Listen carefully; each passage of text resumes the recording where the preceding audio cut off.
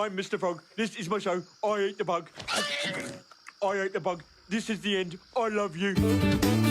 Everybody is the main character of their own life in a subjective sense, but if you weren't already aware of this, I hate to break it to you, kid. Life ain't a story about you. What? Mom? Now, for most of y'all, this type of thing goes without saying, but for some, this simple fact is basically impossible for you to wrap your enormous head around. Please, Spirit, show me no more. But no need to panic, cause I'll be giving a few of you guys a little more attention than deserved as we explore the many colors of the virus that is main character syndrome. Bless you. And somewhere over the rainbow, there will be a like and subscribe button that if you forget to tap, don't worry about it, it's fine. I'll just pop up on you later when you least expect it. I'm just kidding. I'll do it though. I'm just playing, dude. No, I'm serious. But no, I'll actually do it. Side characters with main character syndrome. Let's go. From 2 a.m. to 2 in the afternoon. It's a festival right in my room. Hey there, we're the, There are two sides to Mr. Frog. There's the people-pleasing side. Have you thought about just apologizing for putting the TMZ reporter in your mouth? That was pretty bad. Hello, but I'm not sorry. And there's that animalistic desire to consume people's side. And by the looks of it, I know what side I'd rather be on. I see Mr. Frog as a new age Tony Montana type figure, given his psychopathic tendencies and his extravagant drug habit, but with only half the vertebrae. We need people like him. And just like Scarface, he's virtually harmless when left to his own devices. What do you do here all day? Hello, I just watch Jimmy Fallon clips on YouTube all day. Now, I'm not saying there aren't better ways to spend your time, but watching Jimmy Fallon clips is a very non-lethal activity, if you ask me. And if you know him well enough, Mr. Frog didn't land on Plymouth Rock. Plymouth Rock landed on Mr. Frog. But I just wanted to say, from the bottom of my heart, that I'm sorry. Frog, people don't want to hear from you anymore. You've been replaced, and here's the contract to prove it. All right, buddy, catch your breath. Which makes it all the more surprising to see him reach this level of stardom within the Smiling Friends universe, proving that sometimes all it takes is raw charisma and zero media training. Like, what was the worst part about, like, the whole ordeal, like, working on your show? Probably working with all those filthy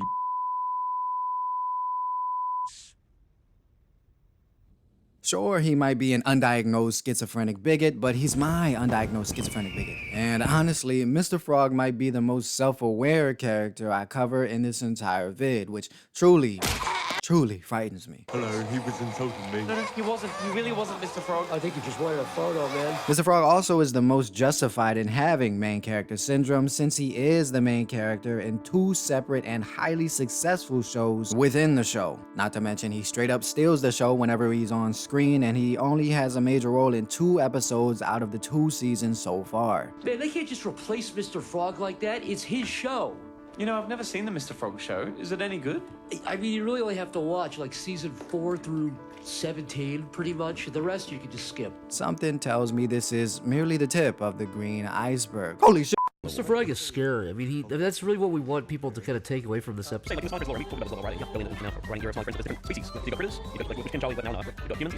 he's a demon. He's a demon. He's not a critter. He's definitely not a frog. No, he's not a frog. He has no attributes of a frog. He doesn't look anything like a frog. He doesn't. I don't know why anybody believed that. Well, my pants and call it a cushion. This bum's not even a frog. He's a demon, probably from another dimension, but he's definitely still likable because he's fighting against, believe it or not, greater forces of evil. Like, he wants to do good. Keyword wants. All right, now that he's eliminated the producer, another important aspect of being a main character is having enough ambition for the audience to kind of hitch a ride on your journey towards either self-improvement or the pursuit of egomaniacal delusions of grandeur. Either one is fine with me, and the fact that Mr. Frog is voted president in season 2 demonstrates his insatiable appetite for power that hopefully unfolds into a chaotic apocalyptic type scenario. Only time will tell. Hello, I'm Mr. Frog and I approve this message. No, I don't. I hate you. Fuck you. That was amazing. I just got goose pimples from watching that. I think Mr. Frog is the perfect anthropomorphic creature to begin our main character syndrome study, as he ticks all the boxes, and although he is a side character, he's genuinely irreplaceable. Hello, I'm Mr. Frog. Hey, Yes? get out. Now.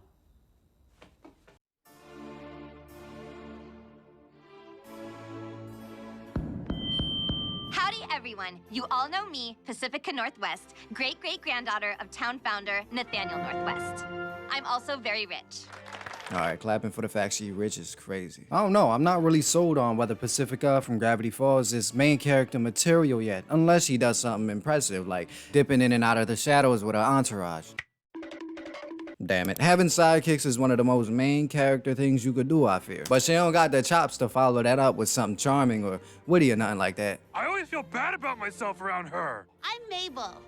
That sounds like a fat old lady's name. I mean, unfortunately, we have ourselves another classic case of main character syndrome. Basically, she the type of person that no matter how quickly you reply, she will never text you back on the day of. Melissa, I'm still waiting. Please say something.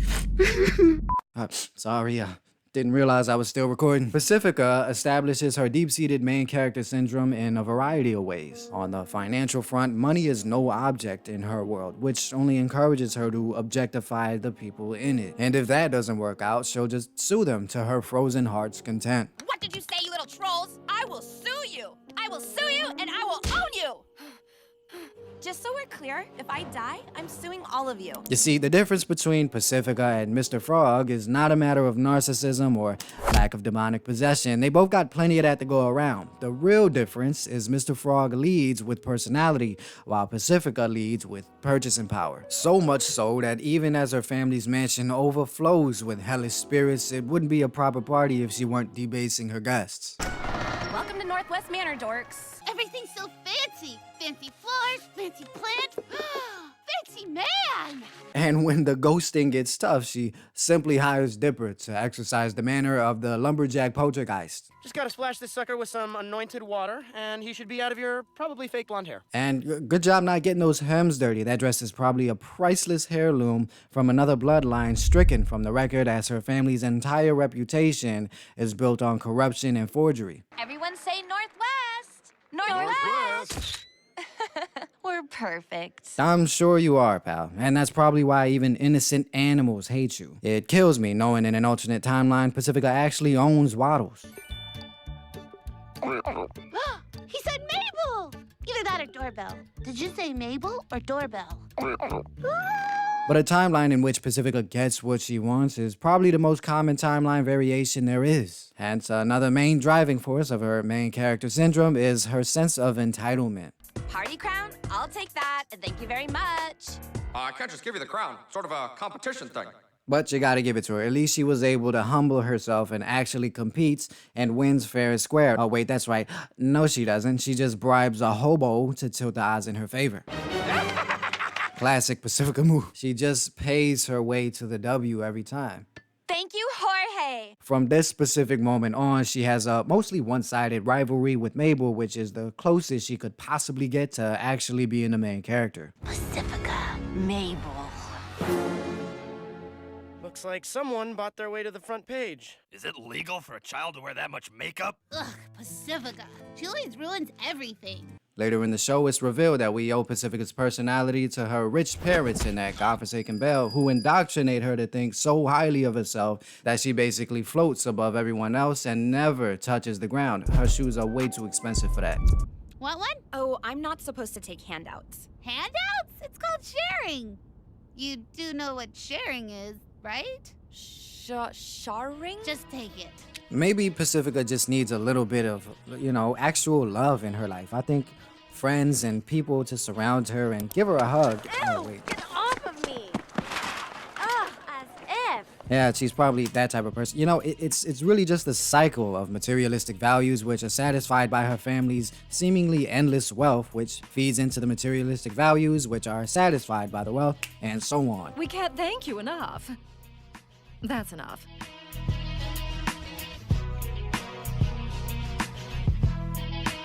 This next side character taught me a very valuable lesson, i.e. if you stay strapped, you don't gotta get strapped. You think you can outrun me? Well, try to outrun my portal gun. Darn, missed it. Gotta cycle through again. If you're not tapped in with Tobias, you're literally snoozing. Wake up, like, get up. Have you ever noticed that nothing in this world is set up as it should be? Like what? I should be more important. I should be the one with the sidekick and exciting adventures. I'm more handsome, richer, and more colorful than you guys, and yet, it's like I'm the supporting character of my own life. He's the man with the plan, the kid that did, and the main reason I made this vid. If somebody don't sign this man immediately. Just look at his color profile. Standing between Gumball and Darwin, he's literally their colors combined. The orange and the blue. This can't be a mistake, right? He's a star among stars. Seriously, this show is goated when it comes to this side character game. And at the top of the heap, we have Tobias, who has proven to be the ultimate side character. And he's got the aura to go with it. Hey, girl. Ladies, the equator called. It wants its hotness back. From me. Because I'm hot. For you. For you. Oh! Go on, kiss it. Okay, I'll kiss you. Hey, girl. Okay, maybe aura is not the best word to describe it. Matter of fact, if this show was a horror movie, Tobias would be killed off first, second, maybe third. But what I'm saying is he cried. I mean, he tries, all right? Dude, are you okay? You seem to be crying. Who's crying? I'm not crying. You're the one who cried. What? Okay, Tobias, let me be your main character, feel me, coach, if you will, all right? Because I want to see you win. You sound like you're kind of projecting here, so maybe start off by not crying and then throw in something a little more alpha, like, you're not that guy, pal. You seem to be crying. Who's crying? You're not that guy, pal. Trust me. You're not that guy. There you go, on some main character shit. Trust me, bro, Tobias is the capitano. This vid is not about you. Don't you get it? This is not about you!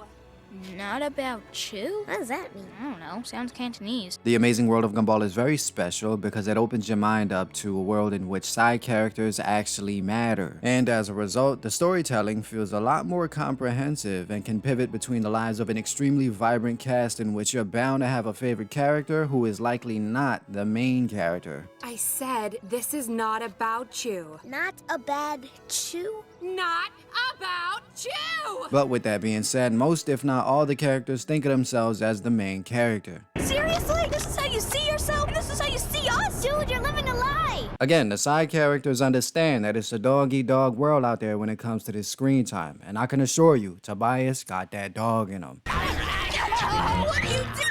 We both know it's gonna happen at some point, and I'm clearly the alpha here. It's the pulling of the card for me.